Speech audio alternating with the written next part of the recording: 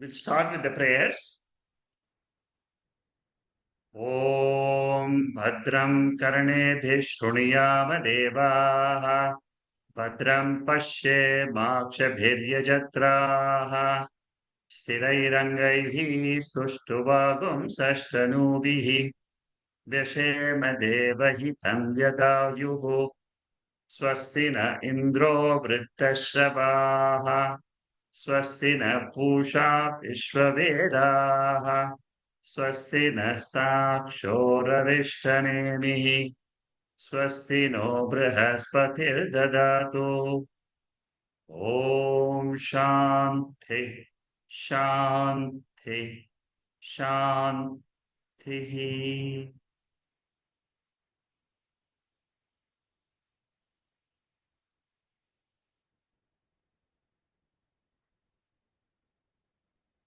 What we will do is we'll start with the third chapter today of Mandukya Upanishad with Shankara Bhashyam. We have already covered two chapters, chapter 1 and chapter 2. And as announced last week, we will start the third chapter. In the beginning itself, Shankaracharya will summarize what we have done in the first and second chapters. So I will straightly go into the slides for the third chapter. This chapter, third chapter, is extremely important from Vedantic point of view. What we are learning in this chapter is Turiya Atma, which is totally different than Prajna Atma. We will see those as we go by. In the very first paragraph of Shankaracharya, what he does is he first summarizes what we have learned so far. In the first chapter, in the Karikas, we have done an analysis of Omkara. And this analysis is extremely important for us to understand the nature of Atma.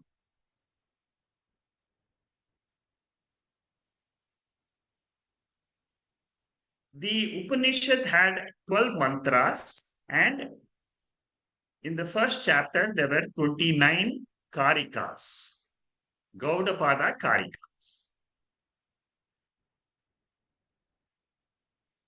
The mantras were divided into two parts. One part was up to the seventh mantra, which is Atma Vichara. From the eighth mantra to the 12th mantra was Omkara Vichara.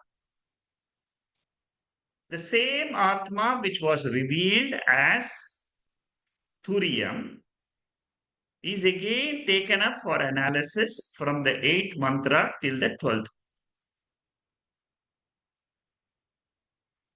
And how does the Upanishad correlate the avasthas with the matras of Omkara?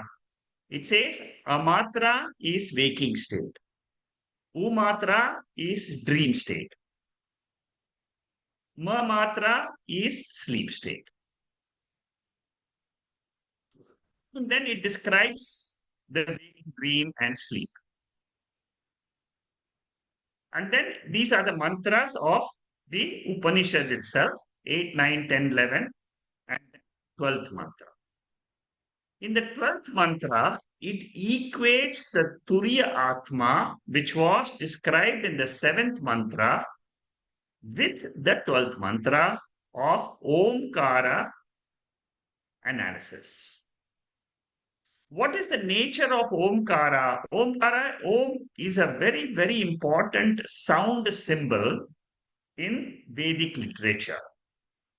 All rituals, they start with the word Om.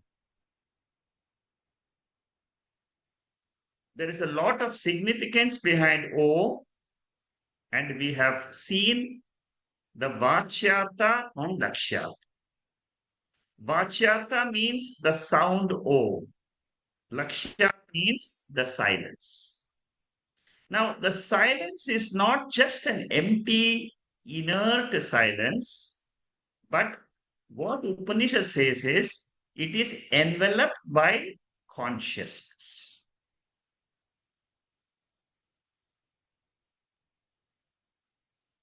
This is what is most important point we should understand. Silence is not an absence of sound, but it is pervaded by consciousness principle, which is aware of the silence. So try to see the difference between deep state and Turiyam state. The whole chapter is for us to understand the difference between the sound symbol and the absence of sound, but pervaded by silence, but pervaded by awareness, consciousness. Normally, we say the sleeper is one who experiences absence of the world. But what we should understand from Vedantic point of view is the sleeper is also pervaded by consciousness. Consciousness is nitya. It is there in the sleep state, it is there in the waking state, it is there in the dream state. In the second chapter, we saw the word prapancha upashamam. Prapancha upashamam means there is something called Turiyam or pure consciousness, in which the world is as good as it is not there. That is what we learned in the second chapter. Now, what are the words which are used in the 12th mantra? Shivaha, auspicious, Ananda Swarupa, Advaitaha. Advaitaha is non-dual principle. There is no second Turiyam, there is no second consciousness, there is no Sajatiya Bheda in Turiyam. What do you mean by Sajatiya Bheda? There is no second consciousness. For example, body and body. In the waking world, so many bodies are there. They are all of the same jati. They are all of the same species. So many trees are there. So many birds are there. So in their own jati, in their own species, there is bheda. But when you come to consciousness, it is not like the waking state where you see many, many different species and so on. It is only one ekam advitiyam. Here we are talking of the nature of consciousness. Don't forget that. It is the nature of Turiya Atma. Now, why do we call it as Advaitam, which is very important word in this third chapter? The meaning of Advaitam means Nadvaitam. It cannot multiply or divide into many parts. That is the meaning of Advaitam. Dvaitam means there are many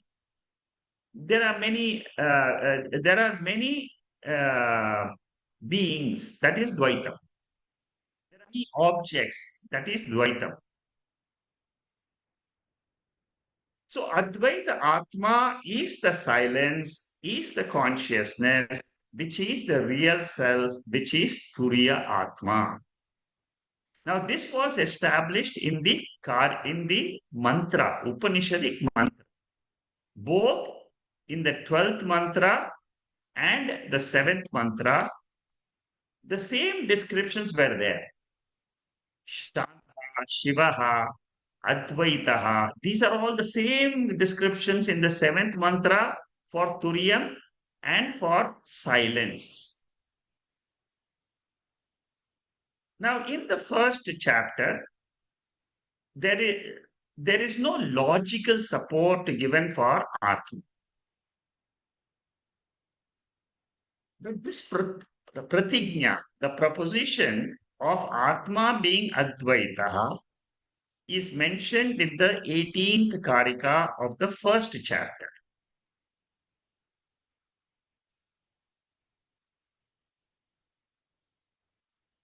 What does this verse say? Duality is, it ceases when the highest Turiyam is realized. There is no vikalpas for a jnani because he knows the nature of Atma, the self. There are two pratigna vakyams for the reality of Advaitam in the very first chapter. The Advaitam is used in the first chapter in mantra number 12 and mantra number 18 of the Karikas. Mantra number 12 is Upanishadic mantra. Gaudapada Karika is 18th mantra. So in the wake of this Turiya Jnanam, there is no Dvaitam in the vision of a Jnani. This is the statement which the Upanishad wants to make. There is only Advaita, Turiya, Atma, and we are going to study the logical support for this statement in the third chapter.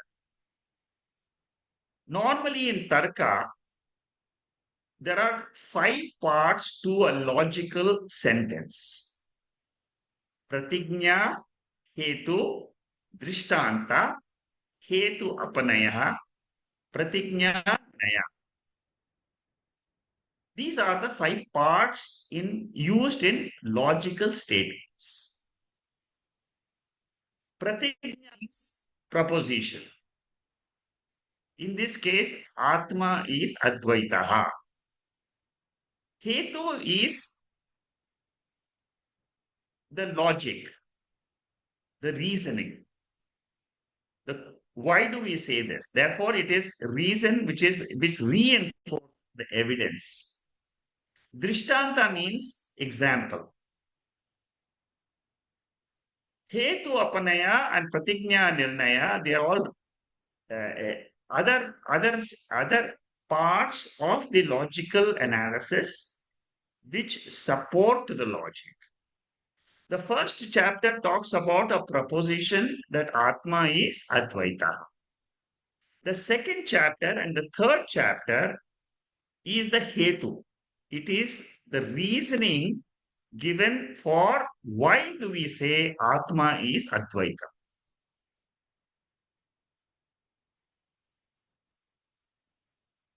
The 12th mantra is quoted here and the 18th mantra is also quoted here.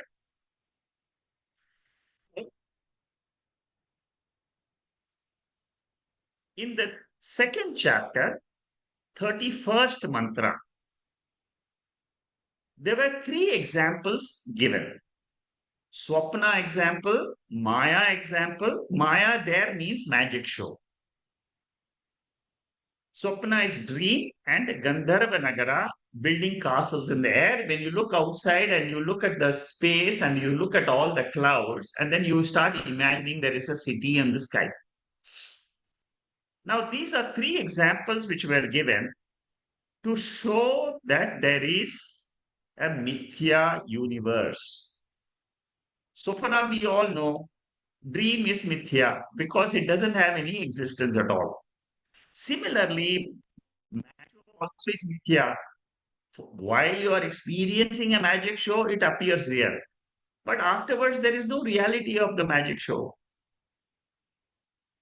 These were the three examples given in the 31st Karika of the second chapter.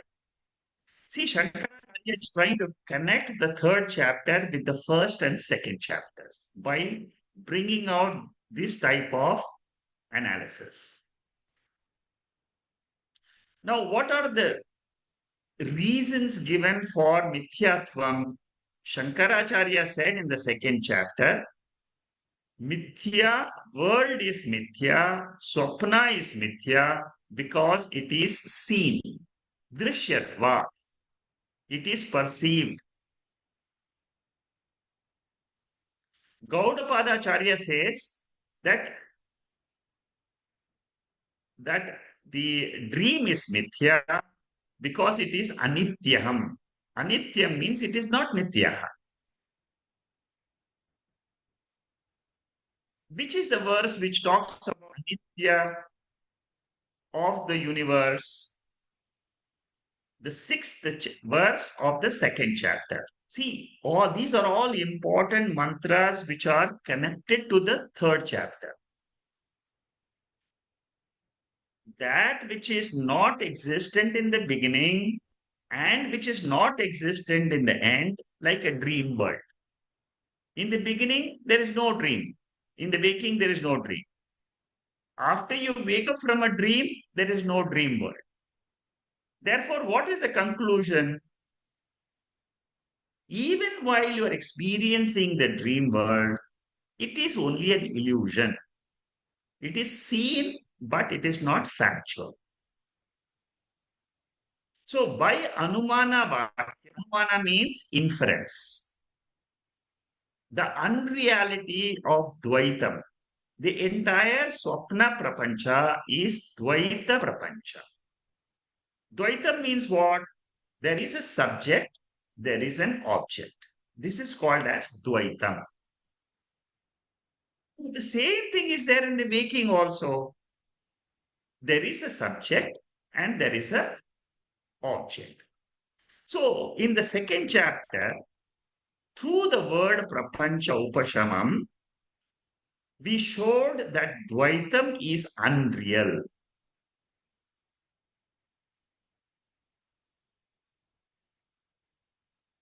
The aim of the third chapter is to show what is that reality.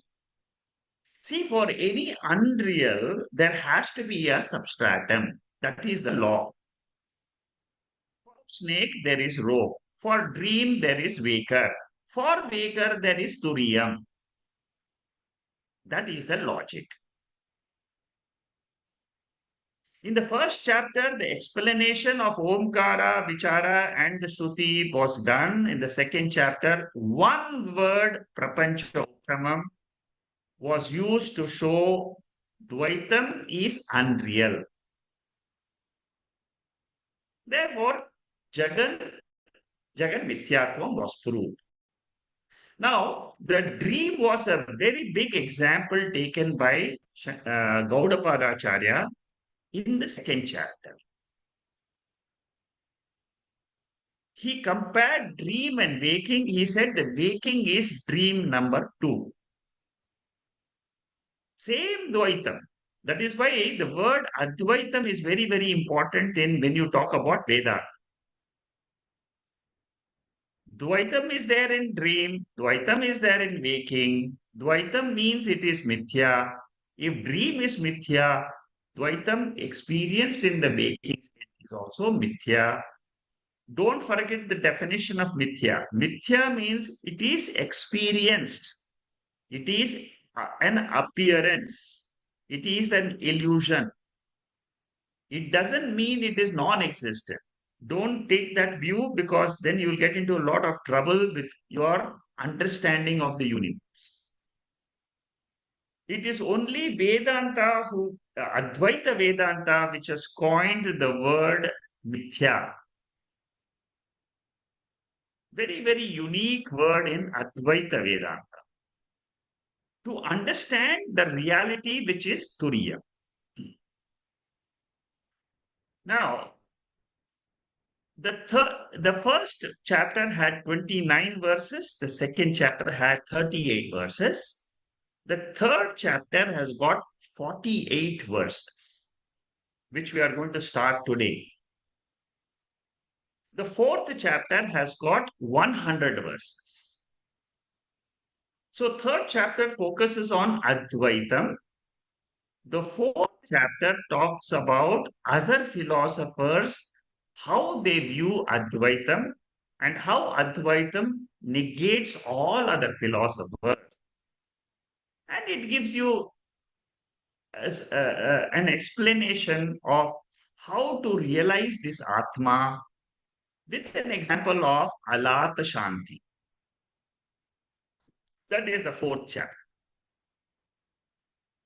So the structure of this Upanishad and the structure of Gaudapada's teaching of Karikas is very, very beautiful. Systematically, the mantras are analyzed, and wherever the focus is required, Gaudapadacharya goes into tremendous depth. When you cover this third chapter, you will see the second chapter was deeper than the first chapter. Prapancha Upashama. The third chapter is more deeper. It is more more refined. Understanding the third chapter will require scholarship because a lot of logic is involved, reasoning is involved. So you have to follow it very, very strictly when it comes to the reasoning part. If you miss the beginning and you come somewhere in the middle, you will find it difficult. So suppose you miss a talk, try to listen to the talk before you come for the next class, in case you miss it. So duality is criticized not only in Advaita in the Vedanta class, generally speaking, in the secular world also, duality is criticized. But why is it criticized? Because the Upanishad wants to glorify Advaita Atma.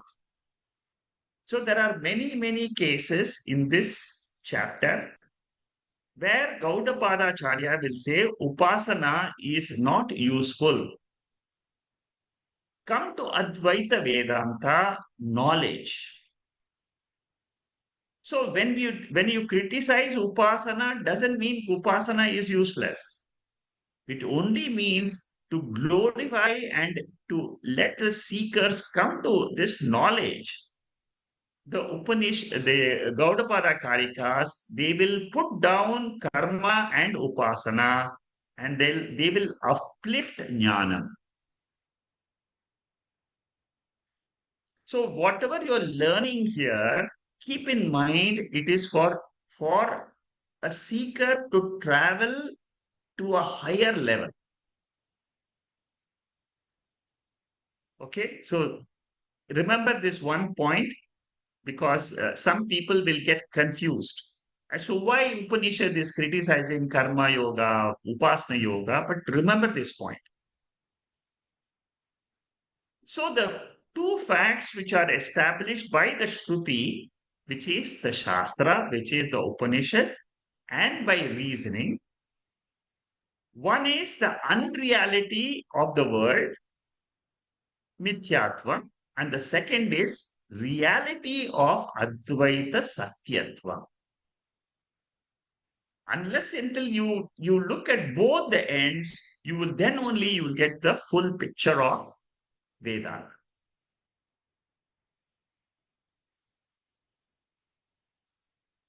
In Vedanta, we give Shruti the primary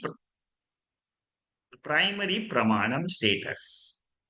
Inference is secondary. Tarka or logic independently cannot prove Advaita. Shruti tells us, Shruti means what? Upanishads. Upanishads tells us that Advaitam is the truth of the universe. Now, where do I find Advaitam? How to find Advaitam is the subject matter of the third chapter. So, Tarka is supportive. It is not primary. As I told you, Upasaka criticized because it is Dvaitam based. Karma is Dvaitam based. Any karma is either ahikam, bodily karma, manasa karma, or vachika karma. In the what we do is we take karma yoga and upasana yoga as stepping stones which are useful to refine the mind only. In the Adhyaropa stage, we say the world exists. In the Apavada stage, we say the world is negated. Neti neti. And then you hold on to Turi. So Upasana is also Dvaitam. Karma is also Dvaitam. Upasana as a moksha sadhanam is criticized. For Chitta Shuddhi, Karma Yoga and Upasana Yoga are fantastic exercises. But for moksha, you need the knowledge of Atma. What are the results of karma? All karma phalams are anitya phalam. Anitya phalam means the result of any karma is temporary. Aptihi, utpatti, vikara, samskara.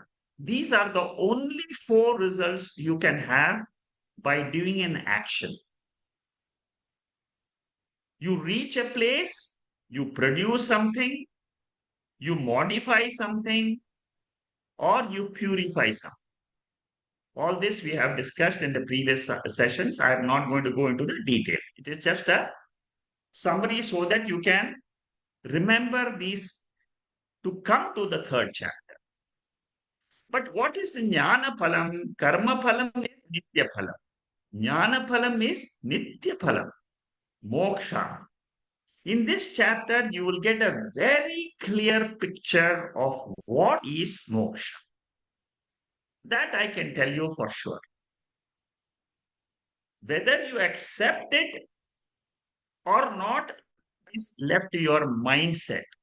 How much you have developed your mind with reference to Anatma universe. But the knowledge of what is moksha is very beautifully brought about by Gaudapadacharya when he describes Advaita Atma. In Upasana, there are two things, worshipper and worshipped. I am the worshipper of Lord Shiva, and Lord Shiva is the worship. Therefore, there is a difference between I, the subject, and the object. Suppose say that this is the final teaching of Veda, then you will be in Dvaita. You will never cross over to Advaita.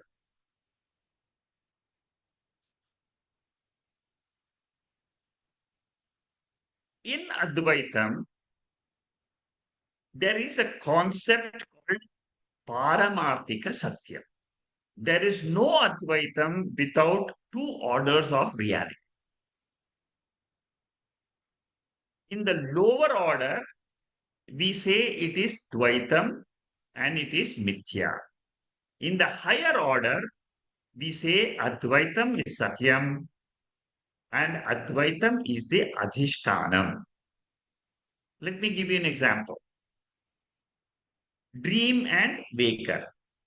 Dream world is mithya, waker is satya. Waker is mithya, turiyam is satya. For the waking world, turiyam, turiya atma, which is advaita, it is the adhishtanam, that is satya. So you should know where in the spiritual journey we are when we are discussing the third chapter. In the second chapter, when we talked about the logic of mithya, one logic was given there by Gaudapadacharya. And that logic said that perception cannot prove differences between two colors or sound and color. Suppose I perceive a sound and I perceive a form. Is there a difference in them? Perception cannot prove. Difference is conclusion of the intellect. The intellect is concluding sound is different and the color is different. This is happening in the buddhi, in the intellect. Now, buddhi is sakshi siddha. So at the intellect level, you will know there is a difference. You will know differences in the world. But when it comes to the sakshi and in buddhi, then these differences will go away.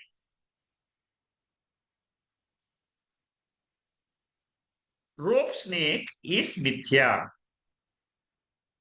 It is not pramana siddham, but it is sakshi bhashyam. Ultimately, what proves that the rope snake is mithya?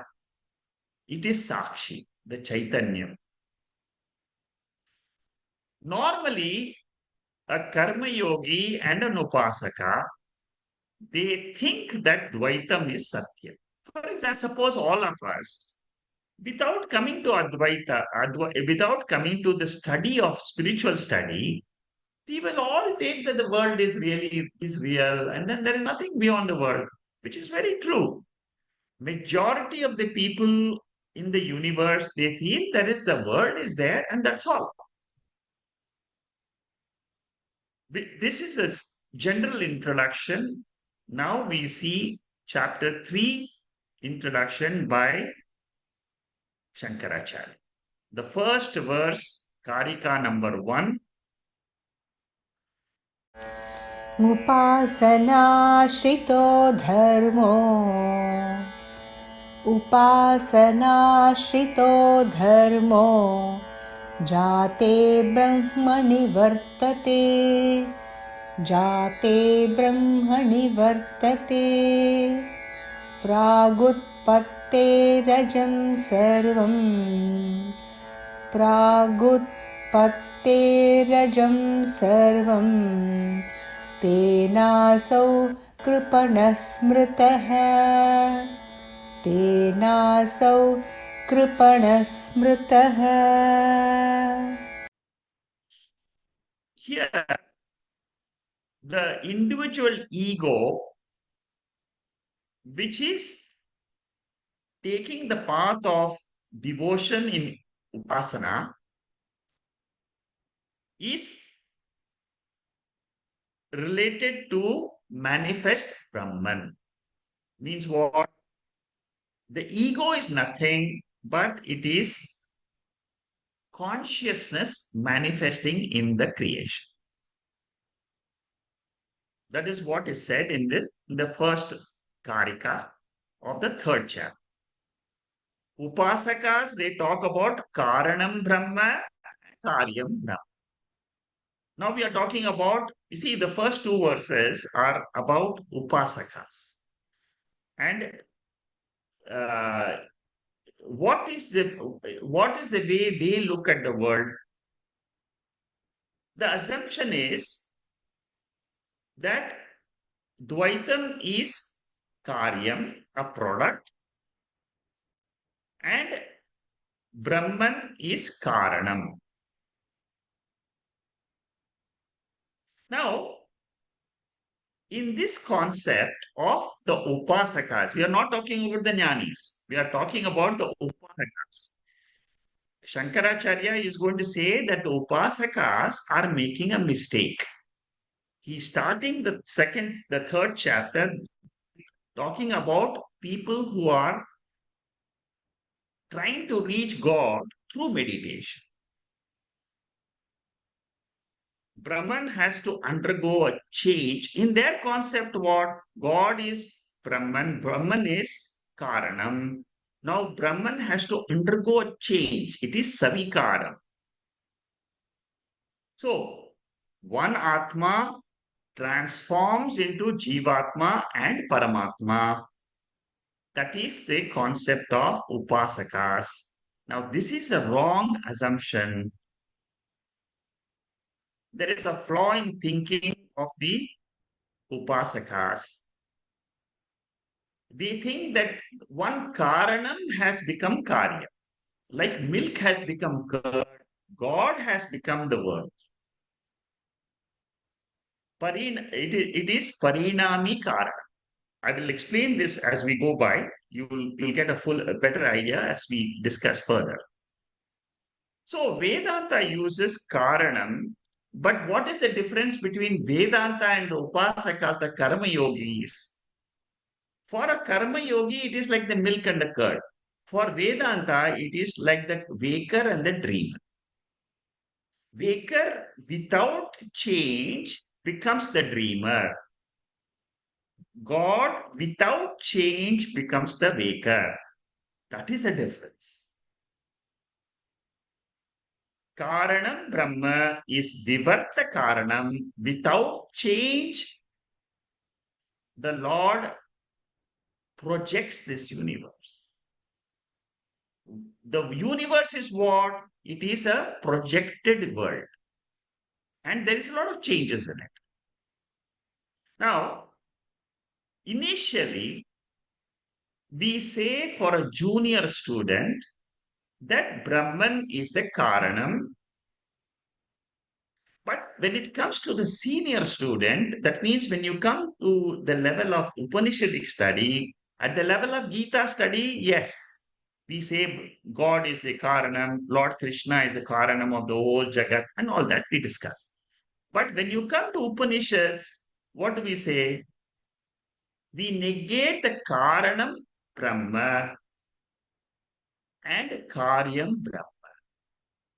So ultimately, when in this chapter, what we are going to study is there is pure consciousness which is alone there, which exists by itself. This concept of the third chapter will become clearer and clearer as we go through the Karikas. Vivek Chudamani explains this Karana Karya Vilakshanam. The 260th mantra, we have done Vivek Chudamani before. Those who have studied Vivek Chudamani with me, the 108 verses, you will remember this verse. Very, very important verse. That there is something which is beyond cause and effect.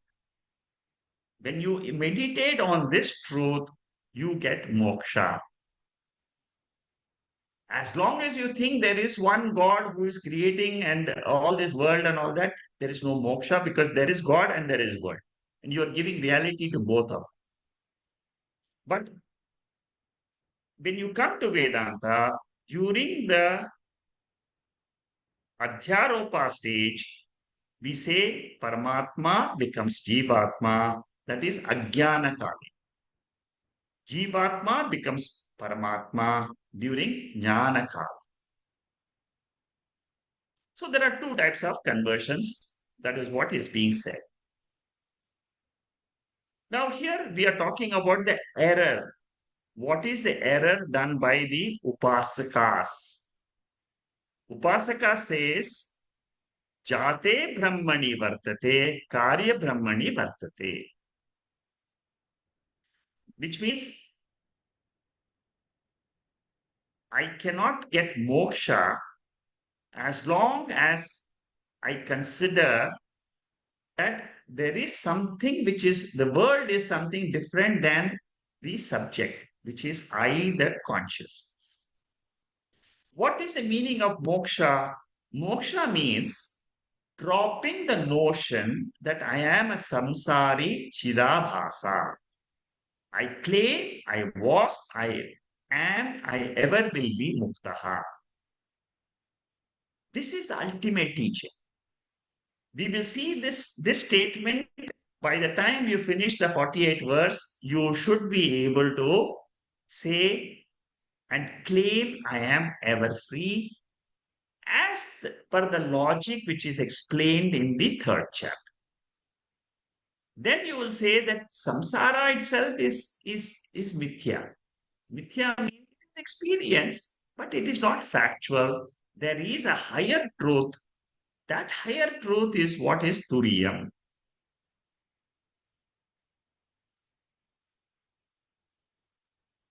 Again, Shankaracharya is talking about upasakas in this portion of the his commentary. I will just run through it so that you get. You see, Shankaracharya is building up the background required for coming to Advaita. That is why all these details are given. Upasaka says, I am a meditator. After death, I will reach Brahmaloka and then I will get mukti. Now I am samsara. According to him, Advaitam has become Dvaitam, and Dvaitam can also become Advaitam. So this is the mistake which he is making. Advaitam was, is, ever will be. Advaitam is our Siddhanta's state. But Upasaka, he thinks differently because he doesn't know there is a changeless cause for this universe, which is consciousness. Generally, people do not understand this change. This is the basic principle of Vedanta. All other people, they only talk about parinami upadana karanam. What is the meaning of parinami upadana karanam? Like milk and curd. There is a change in the cause to become an effect. But Vedanta says there is something in this universe which still remains changeless throughout all our experiences. That is why in Dakshinamurti Stotram it says, during waking, dream, and sleep, there is a changeless subject which is lending consciousness and existence to the world. Before Advaitam, Brahman was Advaitam, and we will also go back to Advaitam. That is our Siddhanta. In some of these Dvaitic literature, you will read, if you take 2 steps towards God, God will take 20 steps towards you. Now these are all Dvaita philosophy. These are all at a junior level. It is okay to go through this, but when you come to Vedanta, you should come with a totally different mindset. This, the transformation from a samsari jiva to asamsari paramatma or asamsari jivatma, it is a very silent cognitive change which happens in the intellect. Our intellect, when we go through these study, slowly will understand I am not the body, I am not the mind, I am something other than the body mind, which is Sakshi, which is Turiya Atma. See, in Dvaita philosophy, Lord is in Vaikuntha or Shivaloka or some other lokas. I have to travel and join Parama. In Advaita, what do we say? Jiva need not join Paramatma because Jiva is always Paramatma. Getting this knowledge is called as moksha. Jiva is possessor, holder of the body. He holds the body, he holds the prana in this body.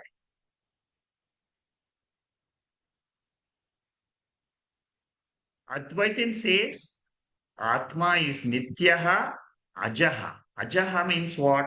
It is unborn. See, this is another concept which Vedanta brings about, which Vedanta exposes to all of us. In this world, there is something which is not born, and that is Turiya Atma or Brahman. You can call it as different. Either you call it Brahman, you can call it you can call it Turiyam, you can call it Bhuma, you can call it by any name. But there is a Vastu which is described in Purusha Suktam as Ajayamano Bahuda Vijayate. In the 21st mantra of Purusha Suktam, Purusha Suktam is a very important. See, when you come to religious literature, there are suktas, and they all are glorifying this Brahman alone. In Purusha Suktam, it talks about Purushaha. Purusha means the same consciousness, the same reality. And how does it describe this? It says, Ajayamano Bahuda Vijayate. Shankaracharya will bring this statement number 21 of Purusha Suktam about 10 times in the third chapter. Because for him, this is a pramanam to say that there is no birth of jiva. Jiva is always pure consciousness. It's always Turiya Atma. It is not the body or mind. The Upasaka, as I told you, always looks at Parinami Upadana Karanam, whereas Vedanta looks at Vivarta Upadana Karanam. Keno Upanishad very clearly says that what speech cannot reveal, that is what is called as Brahman. All words can only describe Anatma world. But what we need to understand is Turiya Atma, which is described only by Upanishads. So, Sarvam Ajam Asid iti saha bhavyati. This is how Upasakas, they, their view of this word. Now, this is a revision portion. It gives you the seventh mantra. And I'll just explain some portions which we have not covered. Karyam is not karyam, it is not karanam. This is an important point we should understand in the third chapter.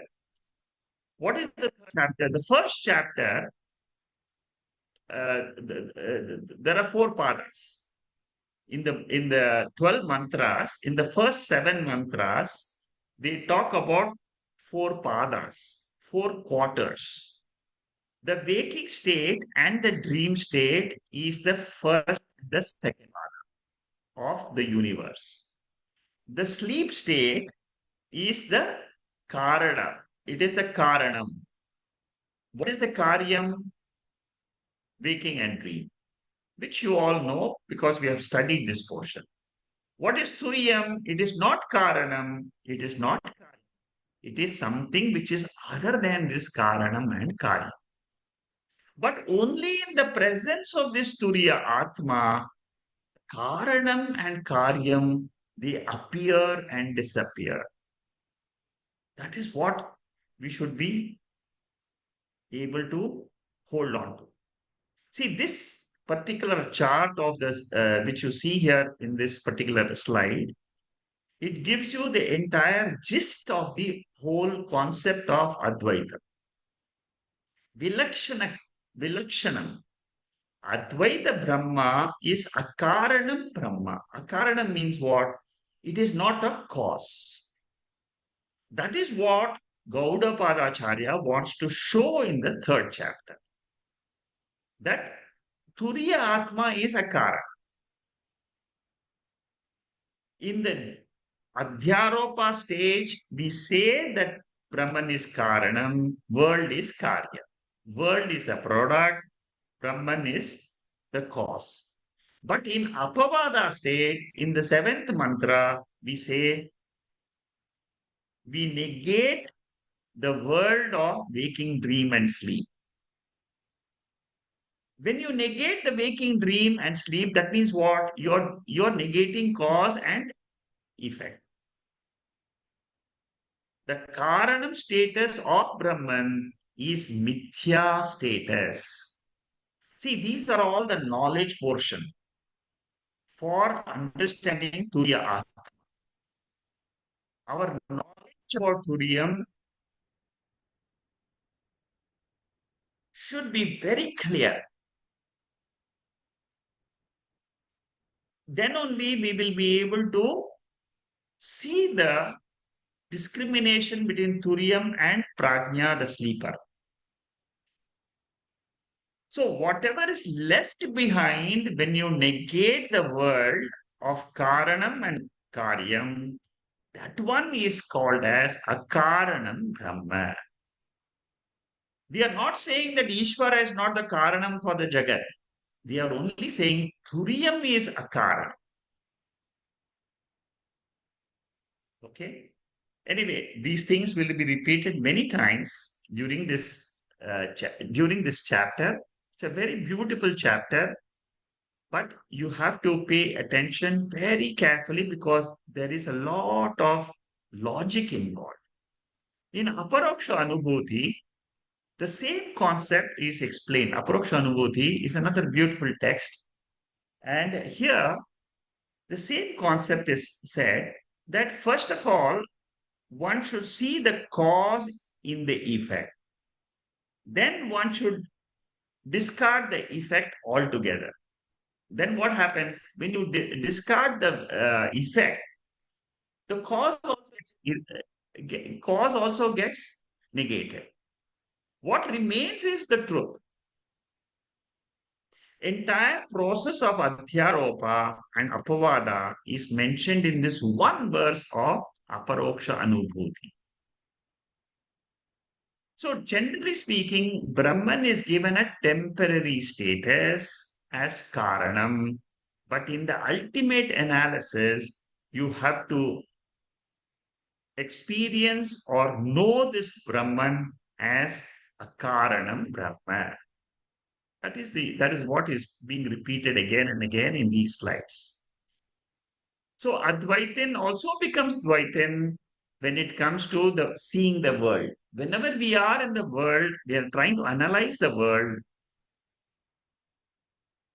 There is, we give a status to that Brahman as Karanam. Whenever we experience, for example, right now we are experiencing the waking world. There is a cause for the waking. So we say there is a cause which is called as Brahman. But then when we say, then when we do the analysis, in the sleep state, there is no world. So in the sleep state, when there is no world, that cause which I have given to that Turiya Atma or Brahman, it is that cause is taken away because the world is negated. Okay. So this is the way we have to understand. In this first verse, Gaudapadacharya says what are the blunders which are committed by upasakas who feel that I have come away from Paramatma and I have to join Paramatma to get moksha. Jiva is away from Paramatma and Upasana can give me moksha. These are the two blunders.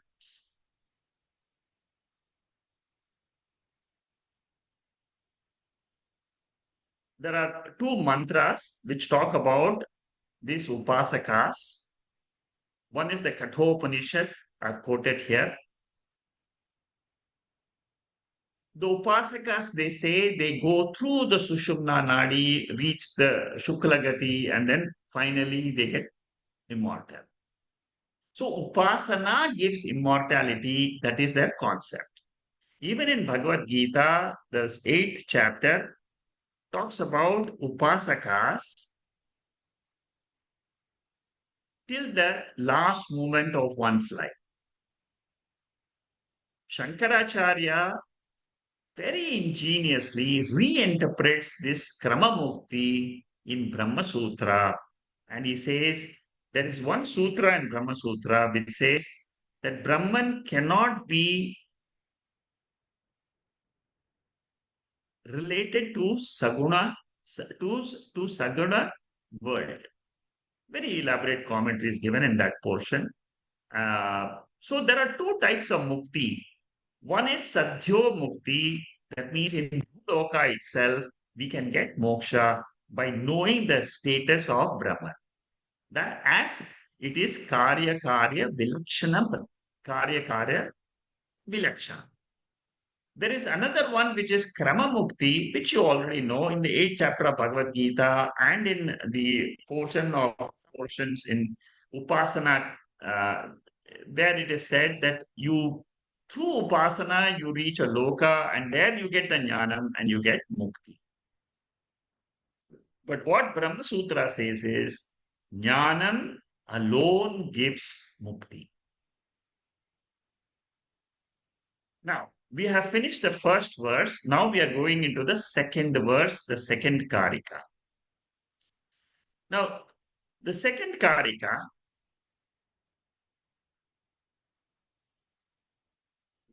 uh, talks about the upasakas also again in this mantra in this portion.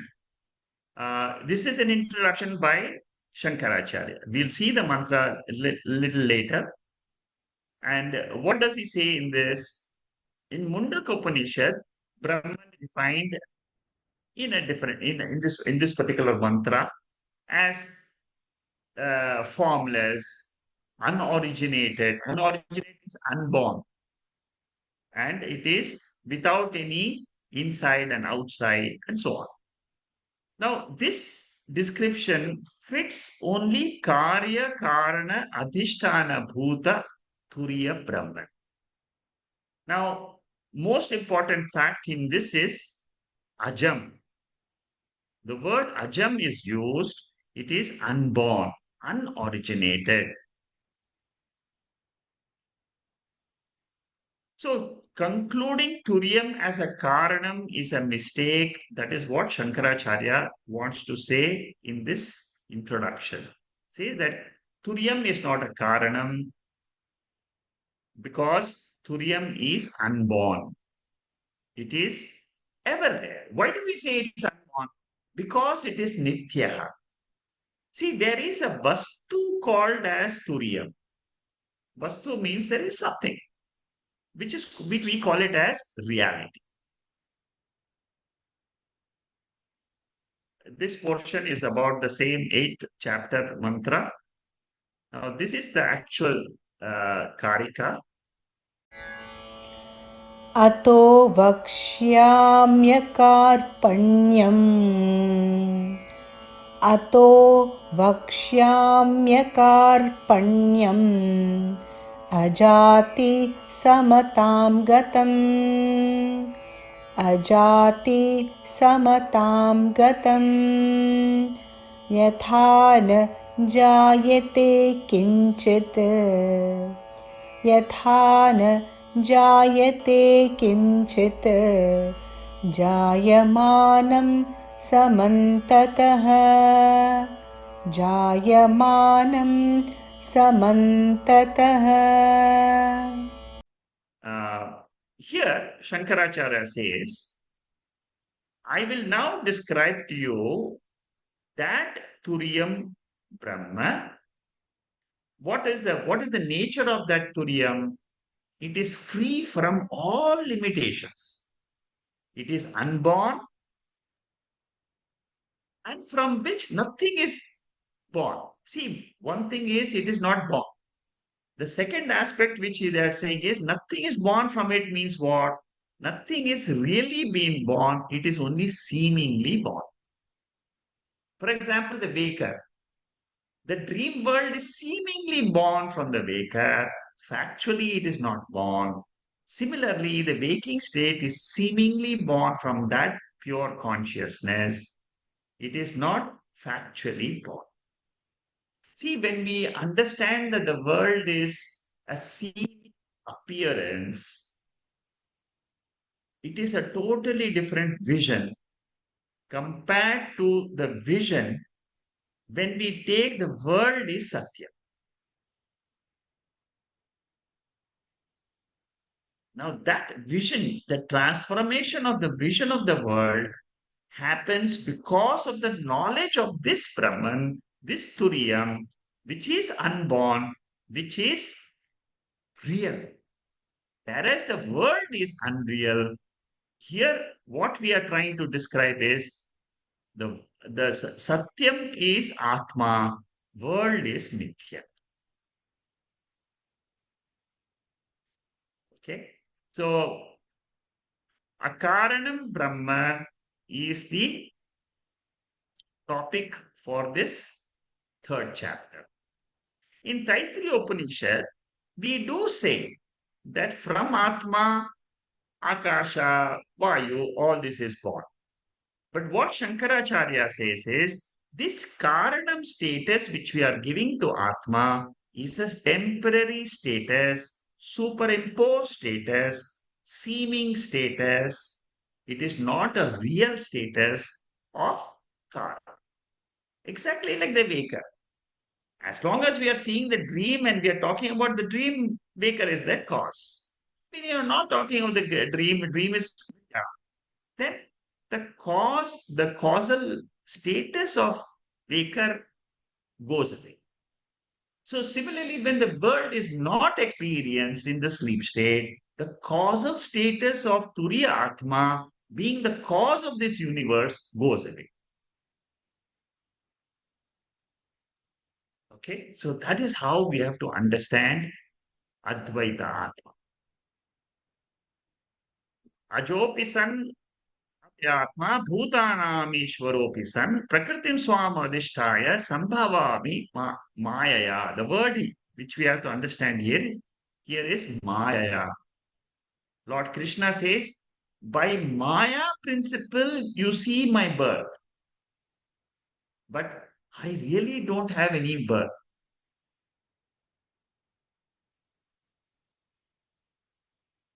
So there are four stages in third chapter. Now, the third chapter, there are four stages. What is the first stage? Jiva Srishti Nishedaha. Nisheda means negation. There is no Jiva Srishti. There is no creation of a Jiva, first stage. The second stage that comes from verse number 3 to 8. I will, there is a slide which will tell you that from 3 to 8 is this Jiva Srishti Nisheda. Now, the second stage is Jagat Srishti Nisheda. The third stage is Ishwara Srishti Nishedaha. And the last stage is Jiva Jagat Ishwara is not born. These are the four components of the third chapter.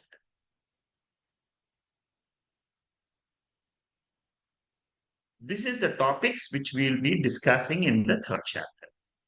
So when we negate Jiva, when we negate Jagat, when we negate Ishwara, ultimately what is there? Advaita Atma alone is there. So that a logic is used and Shruti is used to prove Jiva Srishti Nisheda, Ishvara Srishti Nisheda, and Jagat Srishti Nisheda. Very structured way they will explain all this. Now, Shankaracharya writes, okay, before that, uh, the creation is only an appearance because of Maya Shakti of Brahman, of Turiya. Whenever we use Brahman here, always remember it is Brahman or Turiya. It's the same thing. Dream is also experienced, it is Mithya, and it is because of Nidra Shakti. One is Maya Shakti of Ishwara, another is Nidra Shakti of a jiva. Both are powers. They are powers. For example, jiva. I have a Shakti to go to sleep every day. All of us, we know that there is a power in us which makes us sleep. Similarly, there is a power in the world of the world is nothing but Ishwara. Ishwara is got a power. That power is Maya. Because of Maya, we see the differences in the world of Jiva, Ishvara, Jagat. Like we see the differences of in the dream world, because of Nidra Shakti, we see the similar type of differences. Shankaracharya in the next topic, in the next Bhashyam here topic, he quotes Chandogya Upanishad and he explains a very important Chandogya Upanishad mantra which talks about Vacharambanam Vikaro Namadeyam. Now, before that, Brahman is Akaranam Ajam. These are the two main things we should remember. Brahman is not born, it is not a cause for the world. It is not a cause for the world. What is world then? Is a projection. It is a illusion. Akaranam Brahma is moksha. Knowing this Akaranam Brahma, I who think I am in this body today will transform through this knowledge. I am not in the body. I am the consciousness in which the body is appearing and disappearing. That information, that knowledge you will get crystallized as we go through the third chapter. Chandogya Upanishad says, reality is where there is no duality. There is no seer or seen, hearer or heard, knower or known. Whenever you see the duality, it is finite, it is mortal. That means the waking state is a mortal state. State itself is mortal. Forget about the jiva thinking that he is mortal. Waking state itself is negated, means it is not there. Factually, it is not there. Chandogya Upanishad, like it says, like by knowing a lump of earth, we have seen this mantra many times, like you know the entire, all the pots, you will know if it, because they are all made up of clay. Similarly, the world which we are thinking, which is the entire cosmos, the cosmos is nothing but it is a product, it is a karyam. But what actually exists is the Karanam Brahma. The same Karanam Brahma in Chandogya Upanishad, the seventh chapter, is called as Bhuma.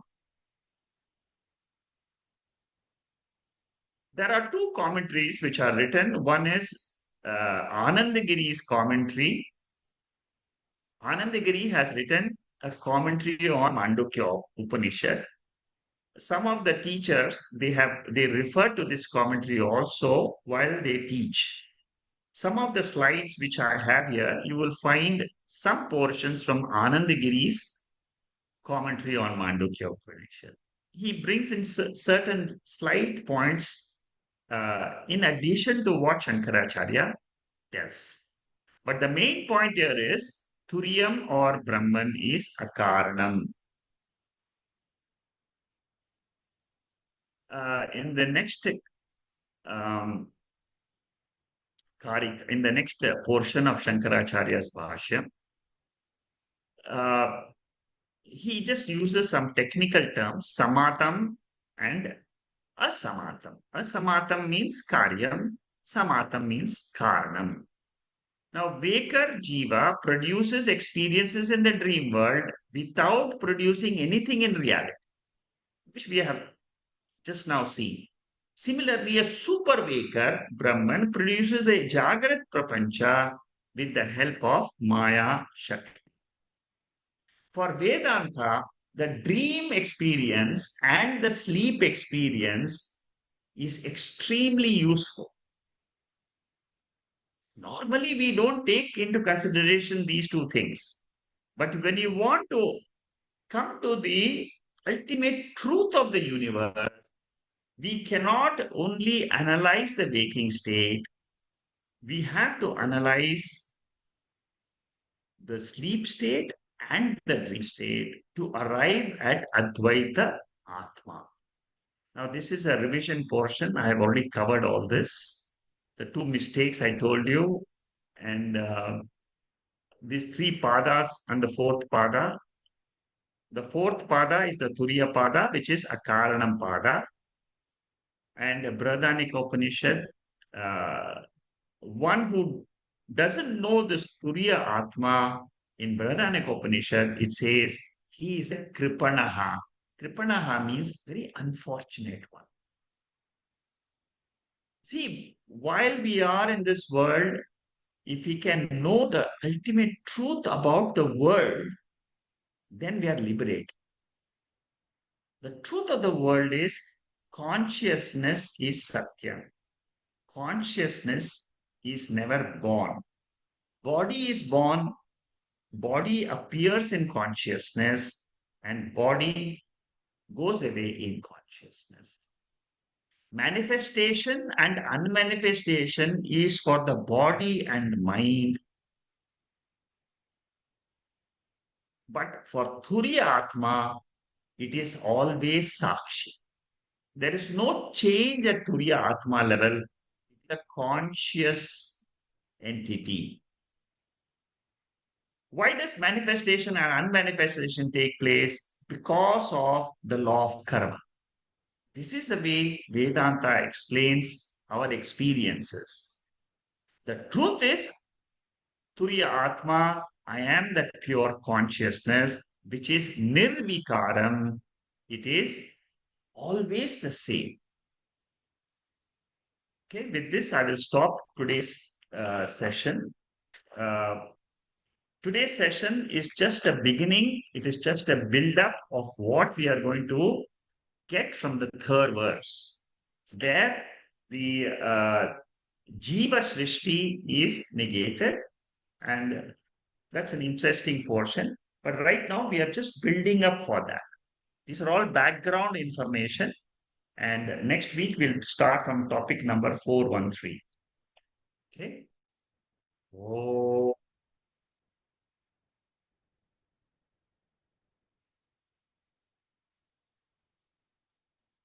Purnamada Purnamidam Purnat Purnamudacchade Purnasya Purnamadhaya Purnameva Vasishyate.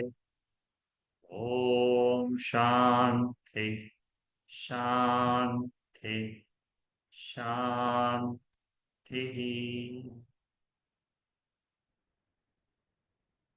There is no chat, message in the chat box. If you have a question, you can unmute yourself and you can ask. We'll have one more session before I break for. I'm traveling on the 17th of March. Just to let you know, next week there will be a session. After that, there'll be no session on the 23rd and 30th. So today is the 9th. Next week, we will have a session on the 16th. Then 23rd and 30th, there will be no class. We will have the class on the 6th of April again. Because I'm traveling, I'll be out of Singapore. So there'll be no class for till uh, till the 6th of April after the next class. Namaste, Shekharji. I believe it'll be same for Saturday class. Sorry? Yeah, same for Saturday class also. The next week will 15th be and the Saturday 22nd. class on the 22nd, on the 22nd and 16th, 15th, there will be a class. That means on the 22nd and 22nd and 3rd, 29th. and then 29 and 30th. So there'll be 4 sessions. People who are attending both the sessions, there'll be no sessions on 22nd, 23rd, 29, 30. The classes will start on the 5th and 6th of April. But next week, there is a session. The third chapter is a very, very difficult chapter, but it is a very fruitful chapter. Uh, there's a lot of scholarship involved in learning the third chapter. And the notes are very good. I'm sure you will, once I've gone through the sessions, and if you're not sure of any topic, you can go through the notes and try to understand uh, what the Upanishad is saying. See, first of all, when you learn this third chapter, you should first understand how the Upanishad is presenting. Now, many a times you will there will be two things which may happen. One, you may not understand the Upanishad clearly. That would be possible. In which case, you have to go through the notes. There is a second possibility. You understand what the Upanishad is saying, but you are not able to accept it. See, that is a very big obstacle. This obstacle gets cleared as you learn more and you see this the topic of Vedanta of trying to say the nature of the world and the nature of Atma. Unless you know the nature of Atma, you will never be able to say what is the nature of the world. It is intertwined. So you must understand the Turiya Atma clearly as something which is always there. You see, the main thing which we have to remember is this my normally our mind's orientation is that I am born and I will not be there after some time. Now, this orientation of the mind is because of the perception of the body being born and the body not being there. This perception is an adhyasa. It is a thought in the mind of a jiva. That is what Shankaracharya wants to bring about. He says this thought, if you can change, then that is what is called as moksha. It is a thought. As long as you remember, I am born, it is a thought that the world is there. It is perceived, no doubt, but it is factually not there. This truth, one can enjoy life because then you're not bothered about neither birth or death. You are saying, okay, fine, I'm enjoying the world and this is Ishwara's Srishti. That's all. And then you lead the whole life with a clear mind. To absorb this deep within your mind, it takes time. It our mind is oriented to time, past, present, and future. But we have to transcend the mind and go into a timeless zone, which is this Turiyat. Turiyam, the more you understand this Turiyam as Advaitam, Advaitam means there is no duality in Turiyam. We are not talking about duality in the world. Because from Turiyam's point of view, there is no Sajatiya Bheda, Vijatiya Bheda, and Swagata Bheda as Turiyam pure consciousness. And that consciousness is eternal and it is never changing. Even though the world is changing, body is changing, minds are changing, that consciousness is not changing. Because it is not changing nature, I can say I am eternal, I am immortal. This reasoning one should try to pick up.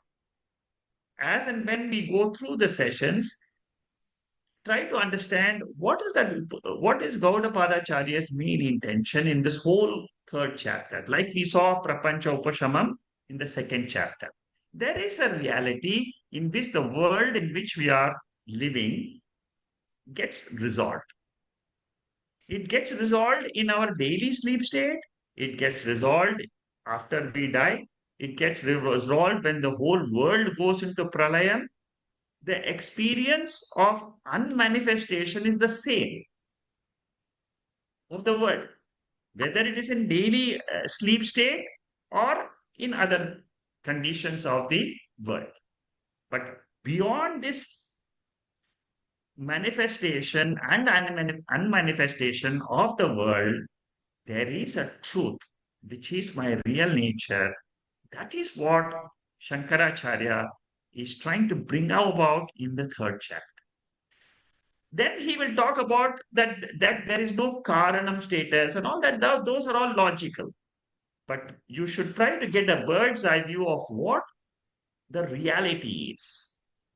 Our experiences are not going to change because it is through the body, mind, world, all those experiences, our life will not change, but our understanding of our nature will undergo a change. It is a notion in the mind, and that notion, if it changes, that notion changing is called as moksha. It's a very silent affair which happens in the mind, and it is possible because there are so many people who have gone through these Upanishads for centuries, and they have attained this moksha.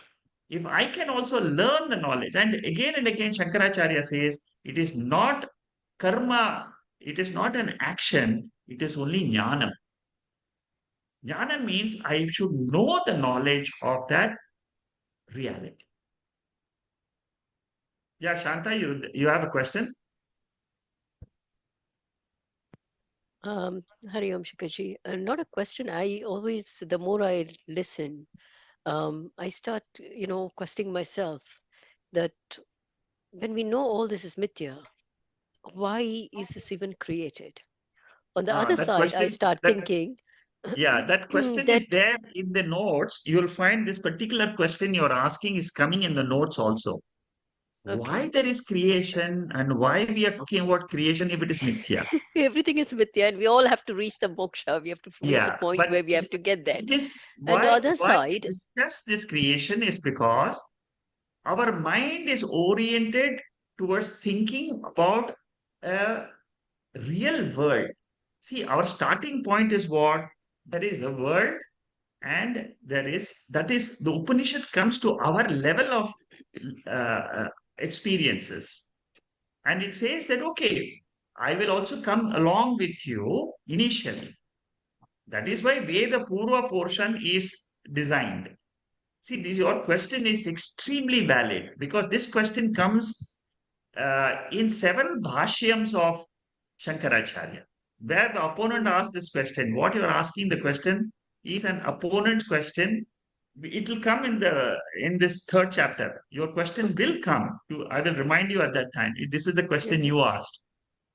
yeah, Uh, because it worries. And then the second, on the other side, I feel that had this Srishti not been there, or even this Mithya world, then there would be nothing, to enjoy, or jivas, or all this will not be there. This projection, it's almost like if there was no television, we would enjoy a program on television. So Sure. yes, we won't miss it, but Yeah. having it is adding joy to our lives. So it feels, maybe Ishwara or Brahman thought there should be some joy in his life. Correct. Made See, us all this. that's what Shankaracharya in the commentary of Kathopanishad, there is a mantra which you all remember, Pariksha Lokan Karmachitan.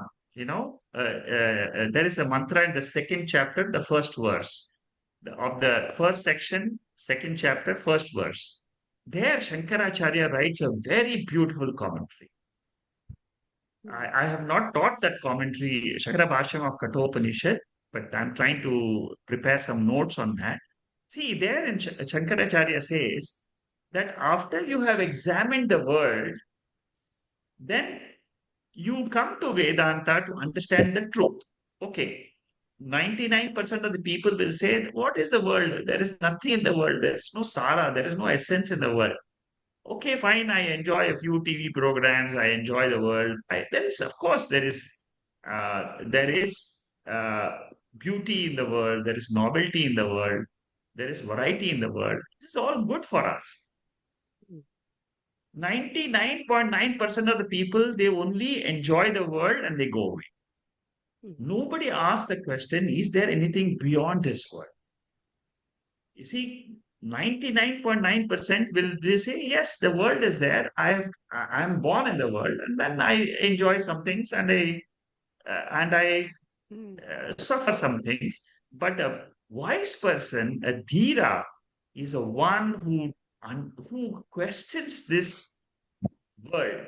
There is sukham in the world, but also there is dukkham.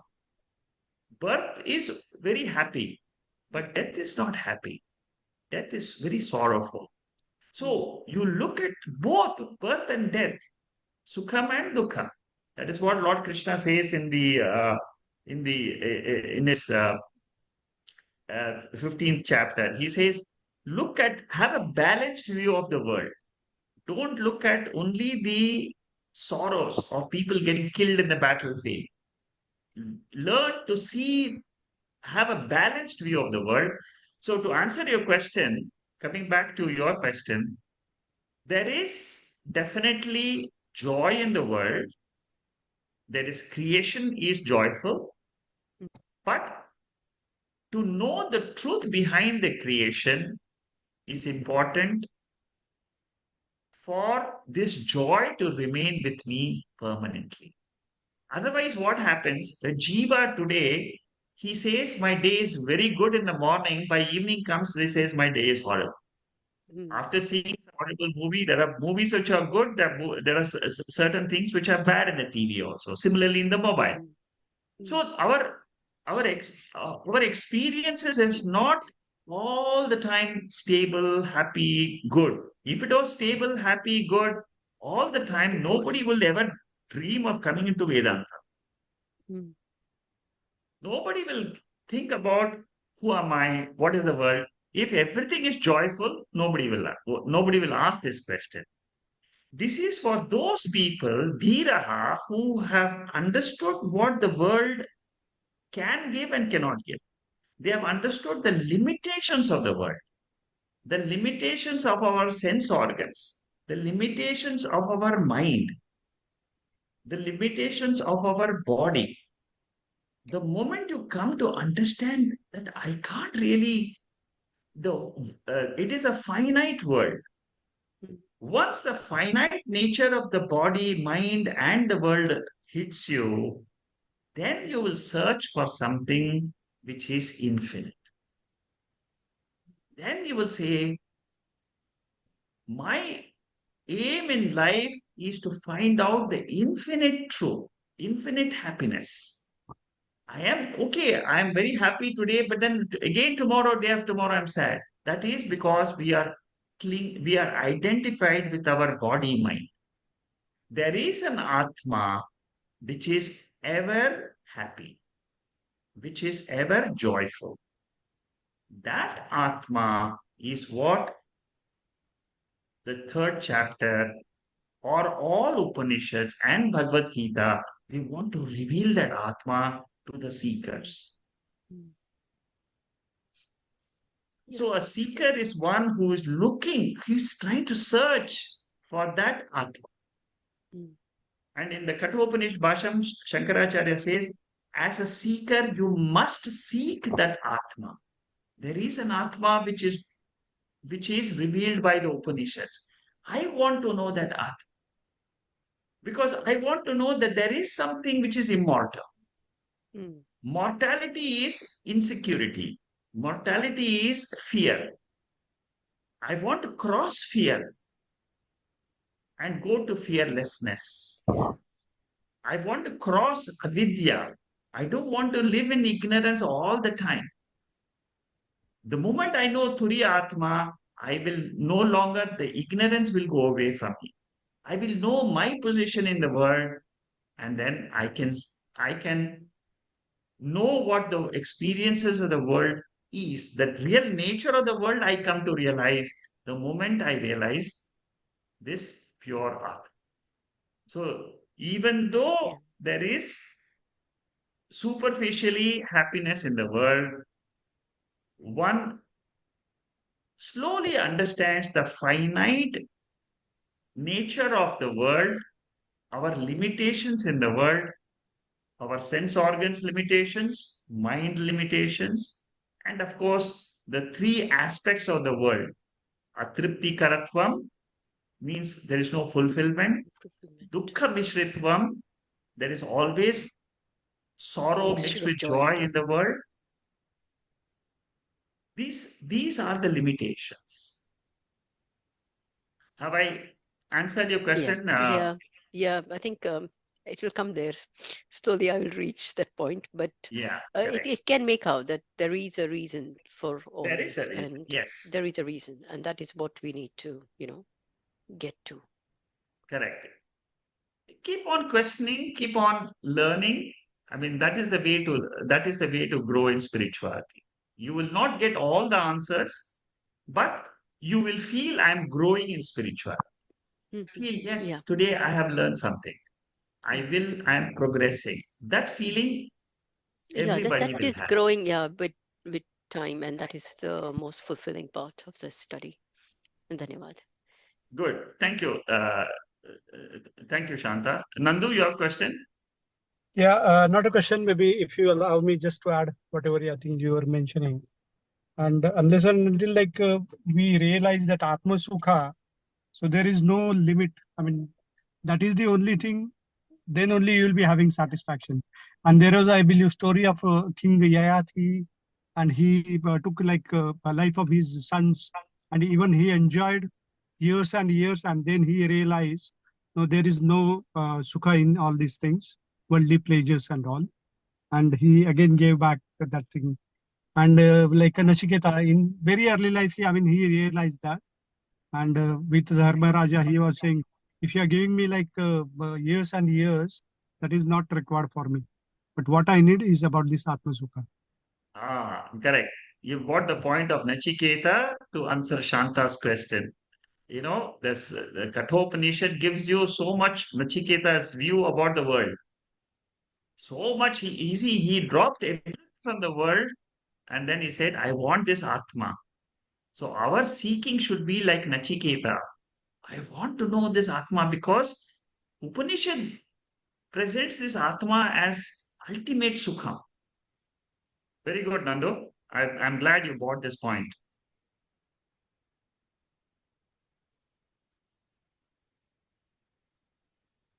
Kathopanishad Bhashyam is extremely interesting. Shankaracharya is brilliant in his commentary on Kathopanishad. Uh, I've enjoyed Mandukya. After that, I would say the next best for all of you to study is Kathobhashyam. I've started putting some notes in the website. You can read the Bhashyam because it's a very simple Bhashyam. You see, all the students who are in Mandukya, they can now slowly understand any Bhashyam.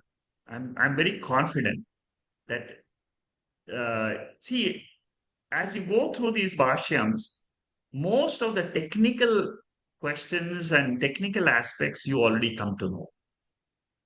Like Paramarthika Satyam, Vyavaharika Satyam. Then, see, these technical topics, once they are clear, you can go through any bhashyam and you really enjoy it. Definitely, all of you must go through the Kathor Bhashyam. Very simple, very direct revelation of the truth. Okay, anybody else? So I'll stop here and we'll continue next week, both the Prashna Upanishad as well as Mandukya. Thank you. Namaste. Namaste. Dhanyavad, Shekharji. Thank you. Thank you. Thank you, Thank you. Shekharji. Thank you. Dhanyavad. Namaste. Thank you Thank so you, much. Shekharji. Shekharji. Thank you. Namaste. Thanks a lot. Thank you.